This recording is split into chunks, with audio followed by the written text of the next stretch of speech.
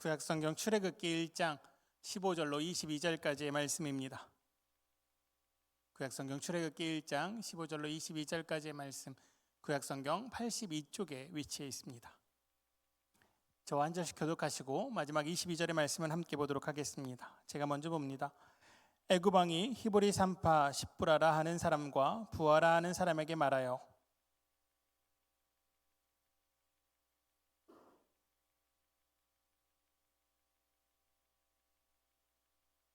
그러나 산파들이 하나님을 두려워하여 애굽 왕의 명령을 어기고 남자 아기들을 살린지라.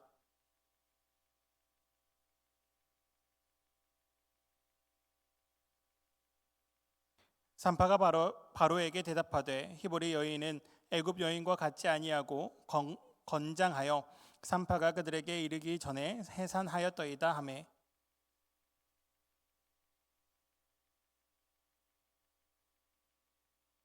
그 산파들은 하나님을 경외하였으므로 하나님이 그들의 집안을 흥왕하신지라. 그러므로 바로가 그의 모든 백성에게 명령하여 이르되 아들이 태어나거든 너희는 그를 나일강에 던지고 딸이거든 살려두라 하였더라. 아멘. 오늘도 하나님의 성전 가운데 나오신 우리 한영의 모든 청년들에게 하나님의 크신 사랑과 은혜가 가득하기를 간절히 바랍니다. 지난 6일과 7일 후에마이라는 주제로 수련회를 다녀왔습니다. 나는 누구인가? 라는 질문에 나는 그리스도인입니다 라는 답과 결단을 내리고 오는 귀한 시간이었습니다. 우리 청년들 하나 되어서 함께 기도해 주시고 또한 준비하는 손길들 하나하나 귀하게 섬겨주셔서 무사히 다녀올 수 있었습니다. 이 자리를 빌어서 모든 준비하는 데 애쓰고 함께 기도해 주신 우리 청년들에게 다시 한번 감사드립니다. 수련회에서는 우리는 모두 부름받은 그리스도인임을 고백했죠. 수련회를 다녀온 친구들뿐만 아니라 오늘 이 자리에 나오신 우리 한 사람 한 사람도 그리스도인입니다. 아니요, 저는 아직 그리스도인까지는 아닌 것 같은데요. 아니요, 순종하는 마음으로 이 자리에 나오신 여러분은 그리스도인입니다. 그런데 그리스도인이 된 우리에게 두려움이 있죠.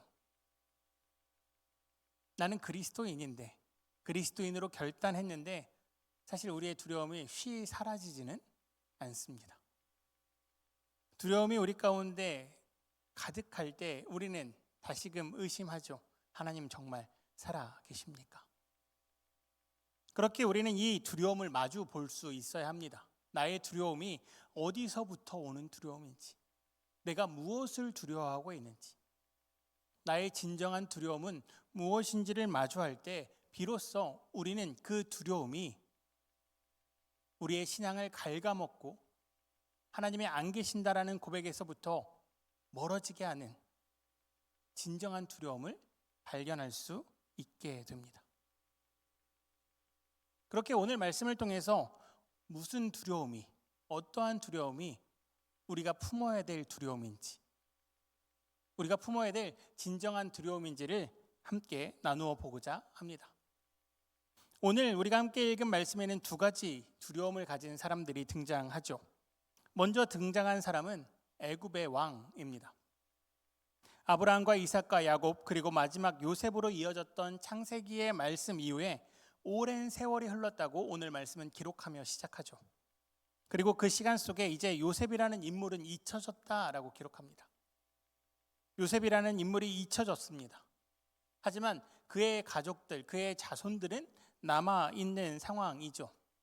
이스라엘 백성들이 계속해서 그 애굽 땅에서 거주하고 있었습니다. 그런데 이제 요셉이 잊혀지자 애굽 왕들에게는 이 이스라엘 민족이 불편해지기 시작하죠. 이 사람들은 왜 우리 땅에 거하는가? 그런데 더 큰 문제가 발생합니다. 이들이 강성해지기 시작한다는 거죠. 이들이 번성하고 불어나서 이집트를 위협할 만큼, 당시 애굽 땅을 위협할 만큼 힘이 강해지는 것이 당시 애굽의 왕의 눈에 보입니다. 그래서 이 왕이 결단을 내립니다. 어떤 결단을 내리냐면요, 오늘 출애굽기 1장 11절 말씀입니다. 감독들을 그들 위에 세우고 그들에게 무거운 짐을 지워 괴롭게 하여 그들에게 바로를 위하여 국고성 비돔과 라암셋을 건축하게 하니라. 여기서 괴롭게 하여로 번역된 히브리어 원어는 마라르라는 단어를 사용합니다. 이 마라르라는 단어는 단순히 괴롭게 하다가 아니라 쓰라린 고통을 주다라는 의미를 가지고 있습니다. 그리고 감독관을 그들 위해 세웠다는 것은 이 전까지는 그들을 감독하지 않았다는 거죠. 조금 쉽게 말씀드리면 이들을 노예 취급하기 시작했다는 겁니다. 더 이상 강해질 수 없도록, 더 이상 번성할 수 없도록 쓰라린 고통을 주어서 그들을 괴롭혔다는 거죠. 이어지는 13절, 14절 말씀을 보면 이를 엄하게 시켰다라고 표현하죠. 이 엄하게로 번역된 단어 또한 단순히 엄하다의 표현이 아니라 몸이 망가질 정도라는 표현을 가지고 있습니다. 즉 이스라엘 백성들에게 일을 시킵니다. 어느 정도로요? 몸이 망가질 정도로요. 왜 몸이 망가질 정도로 일을 시킵니까? 더 이상 번성하지 말라고요. 더 이상 강대해지지 말라고요. 그럼 이런 일이 왜 시작됩니까? 애굽 왕의 두려움 때문이라는 것이죠. 여러분 다시 한번 생각해 봅시다. 애굽 왕은 왜 두렵습니까? 무엇 때문에 두렵습니까? 이스라엘 백성들이 강성해지기 때문에 두렵습니까? 사실 우리가 앞선 말씀을 보면 이 애굽 왕은 자신의 지혜로 이 백성을 다스리겠다 표현합니다. 다시 말씀드리면 이스라엘 백성을 통치하여서 그들을 잘 다스려서 이 애굽 땅이 부강해지는 것을 위해서 그들을 사용하기 위해 지혜를 내었다고 표현한다는 것이죠. 사실 이 맥락에서 보면 애굽 왕은 순수하게 자기가 더 높아지기 위해 이스라엘 백성을 사용한 겁니다. 자신의 자리를 더 확고히 지키기 위해, 자신의 지위가 더 부강해지기 위해, 그래서 이 애굽이라는 나라가 다른 나라들보다 더 강해지기 위해 이 이스라엘 백성을 사용했죠.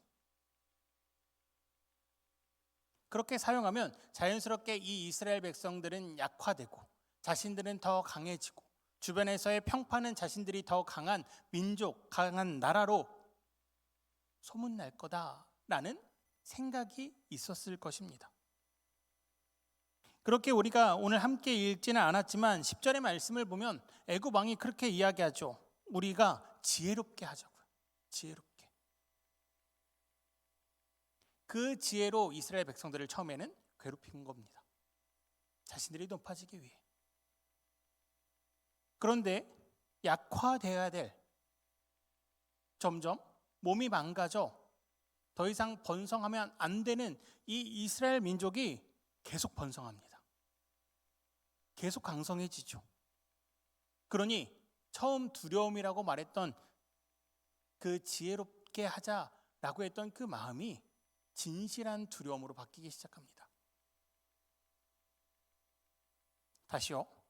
그렇다면 이 두려움은 어디서부터 오는 두려움입니까? 이스라엘 백성이 강성해진 두려움입니까? 아니면 내 자리가 위협받는다는 두려움입니까? 애굽을 걱정하는 두려움입니까? 내 자리의 흔들림을 걱정하는 두려움입니까? 애굽 왕의 두려움은요, 자신을 위한 두려움이었습니다. 자신이 더 높아지기 위해서 이스라엘 백성들의 그 강성함을 처음에는 이용하려고 했죠. 그런데 자신의 생각처럼 되지 않습니다. 자신이 의도한 대로 되지 않죠. 오히려 그들이 약화되는 것이 아니라 더 강성해지니 더 큰 두려움이 자신을 지배하기 시작합니다. 이러다 정말 이스라엘 백성에게 내 자리를 뺏길 것 같은 두려움. 애굽의 왕인 내가 애굽의 왕의 자리에 머물 수 없을 것 같은 두려움. 그래서 이 애굽의 왕은 가장 잔인하고 가장 비열한 방법을 사용합니다. 어떤 방법입니까? 가장 힘없고 연약한 보호를 받아야 할 아이를 죽이는 방법이죠.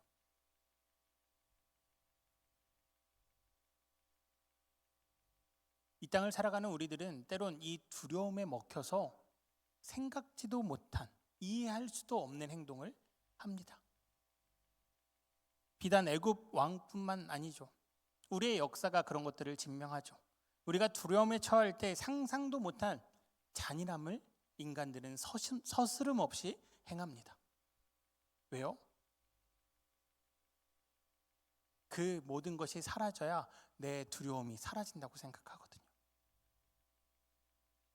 잔인하게 하더라도, 비열하게 하더라도 내가 괜찮아지면 그 모든 것이 용납됩니다. 그렇게 애굽의 새 왕은 그 비열한 방법, 그 잔인한 방법을 시행하기 위해 두 사람을 부르죠. 오늘 두 번째로 두려움을 가진 사람들이 등장합니다. 바로 히브리 산파 십부라와 부하라는 사람이죠.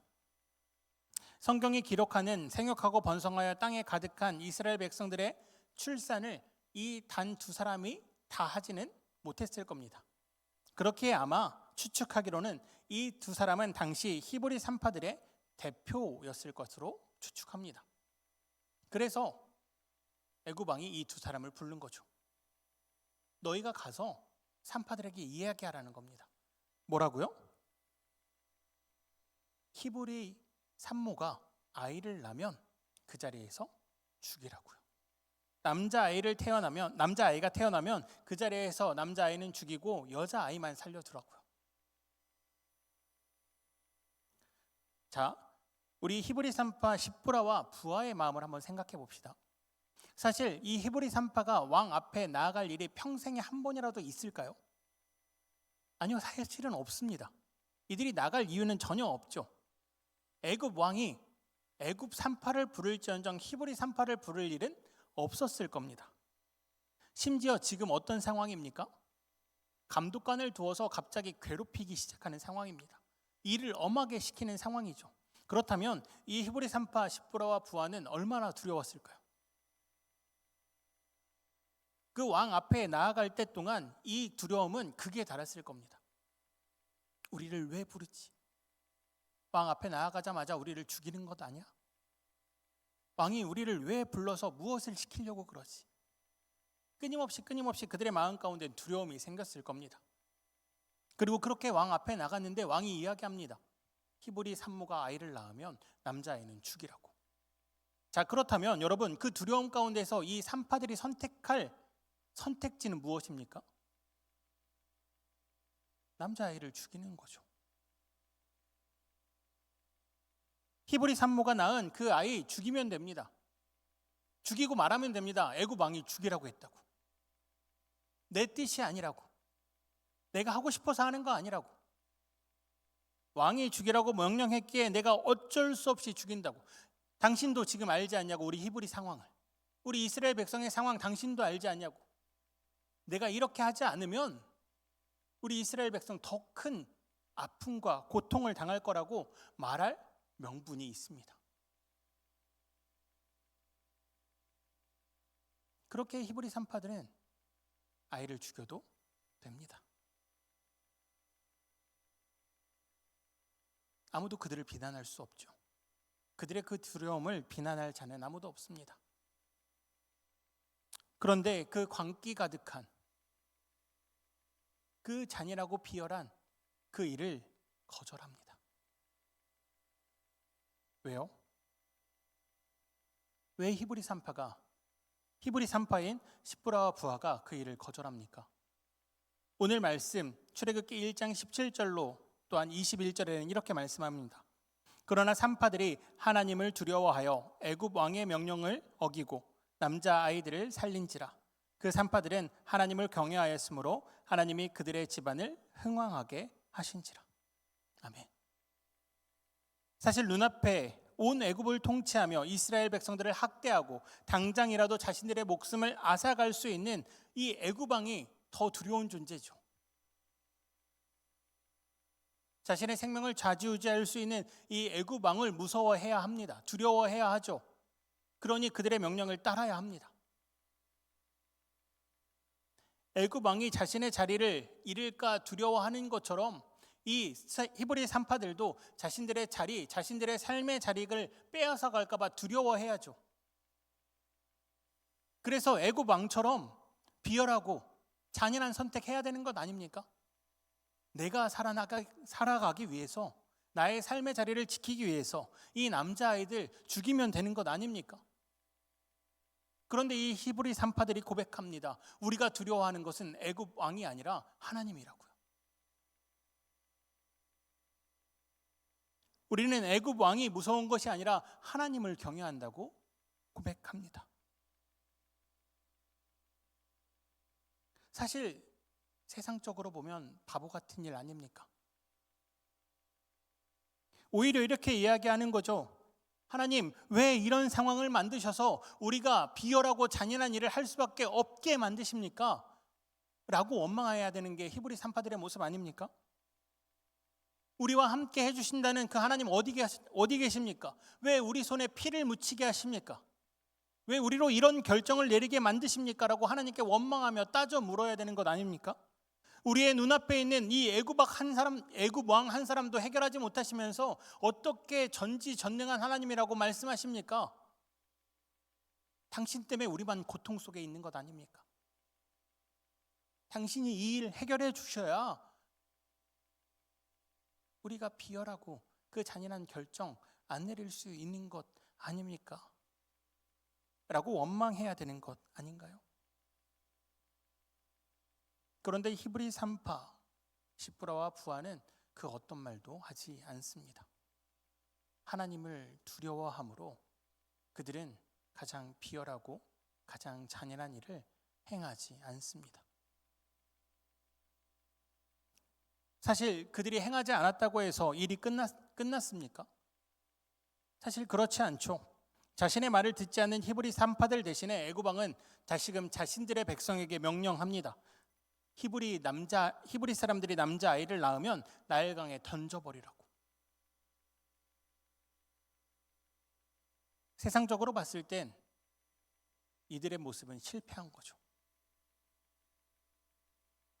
하나님을 두려워하여서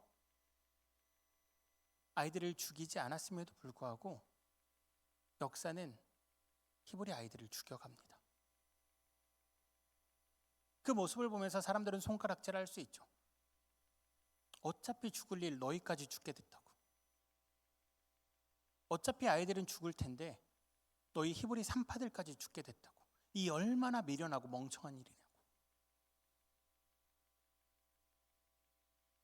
하지만 사랑하는 한영의 청년 여러분, 다시 한번 이 말씀을 깊이 들여다보셔야 합니다. 사실 지금 현 상황은 눈앞에서 아이들을 죽이며 자신의 지위를, 자신의 나라를 지켜가는 것 같은 이 애굽 왕의 모습이 승리한 것처럼 보이죠. 하지만 이 말씀 가운데 등장하는 이 히브리 산파들은 하나님을 두려워함으로, 하나님을 경외함으로 하나님께서 그들을 칭찬하십니다. 그리고 하나님께서 이들을 지키십니다. 번성하는 것을 멈추지 않으시죠. 그들의 가정이 흥왕하는 것을 멈추지 않으십니다. 그들과 항상 함께 하여 주십니다. 또한 애굽 왕의 모습은 결국 가장 잔인하고 가장 비열한 모습으로 남게 되죠. 이스라엘 백성들을, 그 남자아이들을 죽였음에도 불구하고 이 이스라엘이라는 백성은 결국 출애굽하여 나라를 이룹니다. 하나님께서 함께 하셔서 이 애굽 왕의 두려움을 넘어 그 광기 어린 모든 것을 파괴해버리는 그 애굽 왕으로부터 이스라엘 백성을 지켜가시죠. 반대로 슬패한 것처럼 보인 히브리 산파들의 삶은 어떻습니까? 하나님을 신뢰함으로 세상이 아닌 하나님을 두려워했던 그들을 통하여서 그들의 눈앞에 있는 생명이 살아납니다. 또한 그들을 통하여서 이스라엘 민족들은 좌절이 아닌 희망을 품게 되죠. 그 산파들이 하나님을 경외함으로 이스라엘 백성들 또한 다시금 힘을 냅니다. 그래, 우리도 하나님을 경외해야지. 저들처럼 우리도 하나님을 두려워함으로 애굽이 아닌 하나님을 위하여서 살아가야지. 그렇기에 모세가 등장한 것 아닙니까? 애굽 공주의 아들로 자랐음에도 불구하고 나는 히브리 사람입니다라고 고백하는 모세가 태어날 수 있었던 것이죠. 여러분, 하나님을 두려워하셔야 합니다. 하나님을 두려워할 때 우리는 이 땅 가운데서 실패한 것처럼 보일 수도 있습니다. 세상 사람들이 우리를 손가락질할 수도 있죠. 그렇게 살아서 너희에게 무슨 이익이 있냐고 얘기할 수도 있습니다. 하지만 결국 우리가 하나님을 두려워하며 하나님의 말씀에 순종하며 나갈 때 우리의 주변은 살아날 겁니다. 우리 주변은 희망을 품고 새 소망을 품을 겁니다. 우리가 하나님 앞에 순종하며 때로는 손해볼 것 같은 그 상황, 그 손해볼 것 같은 상황 속에서의 오는 그 두려움을 이겨낼 때 세상 사람들은 이 하나님을 경외하는 자들은 무엇인가 다르구나. 그들의 삶은 우리와 다르구나. 그들은 정말 하나님을 두려워함으로 이 땅 가운데서 하나님의 그 복음 안에서 살아가는 많은 사람들에게 희망과 소망을 주는 사람들이구나를 깨닫게 될 것입니다. 그러니 하나님이 사랑하시는 한영의 청년 여러분, 우리 하나님을 두려워합시다. 세상의 두려움이 아닌, 내일 내가 어떻게 될지를 두려워하는 것이 아닌, 내가 손해보는 것을 두려워하는 것이 아닌 진정한 두려움, 우리의 모든 것을 주관하시고 우리를 다스리시며 우리를 사랑하신다고 말씀하시는 그 하나님을 두려워합시다. 하나님을 두려워함으로 하나님의 말씀 안에서 살아갑시다. 당장은 실패한 것처럼 보일지라도, 당장은 세상 사람들이 손가락질할지라도 결국 승리하시는 그 하나님을 의지하며 순종하며 두려워하며 살아갑시다. 우리가 그렇게 살아갈 때 자신의 것을 지키기 급급한 애굽 왕의 모습이 아닌 우리를 통해 이 땅을 회복해 가시는 하나님을 보게 될 겁니다. 오늘도 그 소망을 품으시고 그 모든 두려움 가운데서 승리하시는 저와 한영의 모든 청년들 되시기를 주님의 이름으로 축복합니다. 기도드리겠습니다. 사랑의 하나님, 이 땅을 살아가며 수많은 두려움이 찾아옵니다. 그 두려움 가운데에서 오직 진정한 하나님만을 두려워하게 하여 주시옵소서. 내가 무엇을 잃을지, 나의 삶이 어디로 흘러갈지를 두려워하는 것이 아니라 온전히 우리를 주관하시고 인도하시는 그 하나님을 두려워하고 그 두려움 가운데 순종하게 하심으로 오직 주님만을 따라가는 한영의 모든 청년들 되게 하여 주시옵소서. 그렇게 우리가 주님을 따라갈 때 우리를 통하여서 이 땅이 회복되고 이 땅 가운데 새 소망을 허락하여 주실 줄 믿사오며 우리를 위해 이 땅에 오신 예수 그리스도의 이름으로 기도드리옵나이다. 아멘.